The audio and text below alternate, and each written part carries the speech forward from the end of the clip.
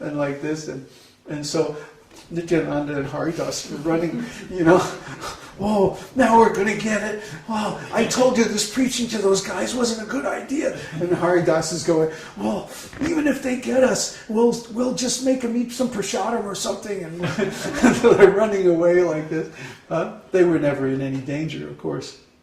So finally they lost them and they went far away. But these two rascals used to camp out at the same bathing ghat where Lord Caitanya and Lord Nityananda would take their morning bath. Yeah, but usually they were asleep, of course, when they came to take bath, because they had been up all night, you know, drunken and partying and like that. But anyway, one day, Lord Nityananda came, and the rascals were up. And so he fearlessly went up to them and said, you should chant Hare Krishna, and like this. And so, which one was it? Jagai? No, Madhai. Madhai took a piece of broken pot and threw it at Lord Nityananda and hit him in the head. And Lord Nityananda, he was just in transcendental bliss. He was like, he didn't even feel it, right? But as soon as Lord Caitanya knew what happened, I mean, Lord Caitanya knows everything, right? So he immediately appeared on the scene and he invoked his Sudarshan Chakra, the wheel of time. And he said, you rascals, I'm going to kill you both. And so Jagai and Madhai saw Lord Caitanya transform into four-handed Vishnu with his chakra poised, ready to chop their heads off. And they were like, oh no, Lord Caitanya, please. So they, especially Jagai. Jagai immediately took shelter of Lord Caitanya and caught of his lotus feet and said, please, you know, you're the incarnation of God. You appeared to save all the fallen souls, so we're the most fallen, so please save us first. Right? And he said, okay, I'll save you. But this other rascal, he hit Lord Nityananda on the head. I'm going to chop his head off instantly now. So then the other guy, finally, he realized, I better surrender. So he tried to surrender, but then Lord Caitanya said, no, you offended Nitai, so you have to go beg forgiveness from him. So he went over to Nitai and he fell down at his feet, and Nityananda was like, yeah, sure, I don't care, yeah, sure, yeah, I forgive you, no problem. He was in ecstatic bliss, so what did he care, right? He just wanted to see that these two rascals would be saved. And so the truth is, if Lord Nityananda wants to save someone, then Krishna will automatically forgive all their offenses. But if they offend Lord Nityananda, if they offend the Guru, then they're finished. That's the meaning of this story. If somehow you please the Guru, then all your offenses against God are automatically cleared. And your path to spiritual advancement is open. But if you offend the Guru, then where is your shelter? There's no place you can go.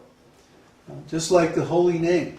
The holy name automatically cleans all the material dirt from the mind and gives spiritual realization of the absolute truth. But if we offend the holy name, then how will we become purified? So these two, the Guru and the holy name, we have to be very, very cautious not to offend them. Because then otherwise, how will we be saved? It's just like if somebody's in the hospital, they're very sick, and the doctor comes and they start insulting the doctor. Or they won't take their medicine, or something like that. How are they going to get well? So similarly, we're all sick with material attachment, material suffering, the material bodily concept of life. So the Guru comes. The Guru is the representative of Lord Nityananda. He is empowered by Lord Nityananda, and especially Srila Prabhupada.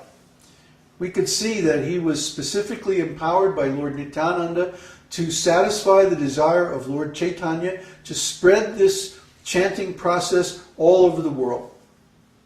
And now since then, Many different spiritual teachers have come to the West and followed the same principles that Srila Prabhupada established, and now temples are popping up all over the place, different sanghas, different gurus, and they're all gradually revealing this Vedic teaching from different angles.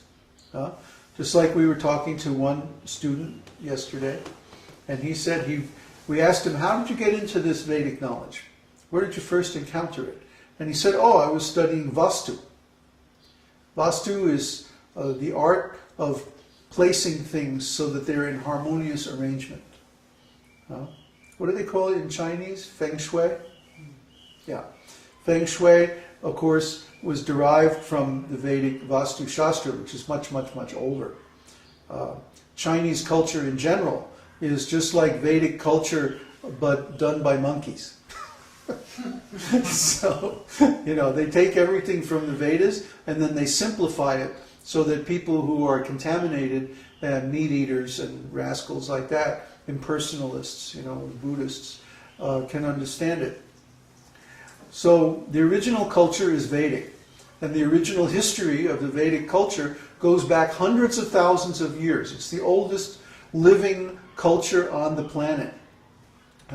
There are many other ancient cultures, such as the Mayan and the Druids and the Native Americans and so on, Africa, there's many ancient cultures, like in Egypt and so on like that. And we have some sketchy records about the past, and maybe we have a few old ruins and old skeletons and potteries and stuff like that. But the Vedic culture is still living.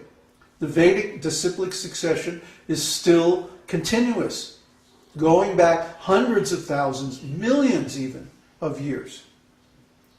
And everything is there in our scriptures. If you haven't read the Vedic scriptures, you have no idea what we're talking about.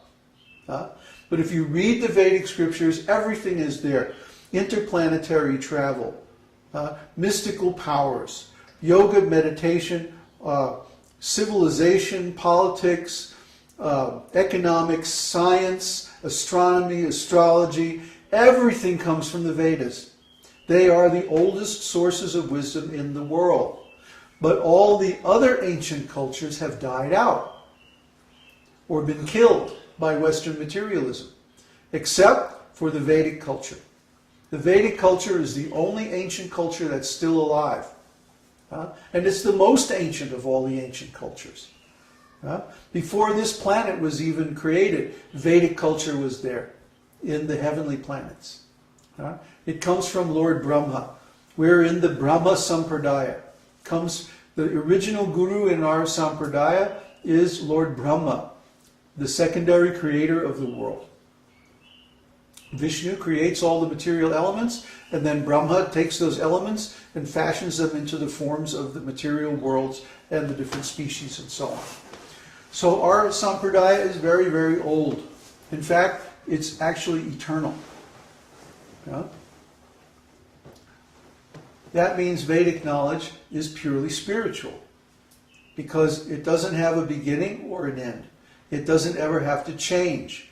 It includes all instructions necessary for all living beings on all different planets, in all different situations and conditions of life, in all different states of consciousness, and in all different levels of spiritual advancement. Everything is there. If you know the Vedas, you don't need to know anything else. Because everything is there to achieve perfection of human life, spiritual realization. If you haven't read these scriptures, you don't know what I'm talking about.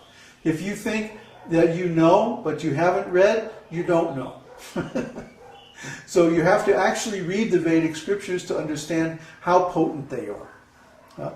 These Vedic scriptures are passed down by the gurus, one guru to his disciple, who becomes the next guru and passes it down to his disciple, and so on. Not just the theory, but the actual practice and realization.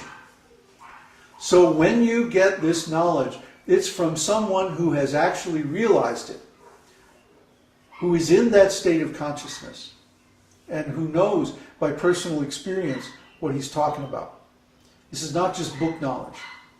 Book knowledge will not help you. It may give you an idea of what's possible, but the real knowledge is experiential knowledge.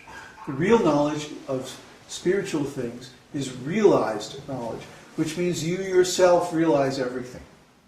It's not enough to just read about it. Reading about it is not going to help you beyond knowing what is possible. But to actually realize this knowledge, you have to practice it. And if you practice it, then you'll see that this is all factual. So Lord Nityananda is the original guru. And he's passing down this teaching to his disciples and their disciples and their disciples and so on, right down to the present day. And at the present moment, we are carrying this tradition. We are sourcing this tradition. And we are actually realizing all these things because of taking responsibility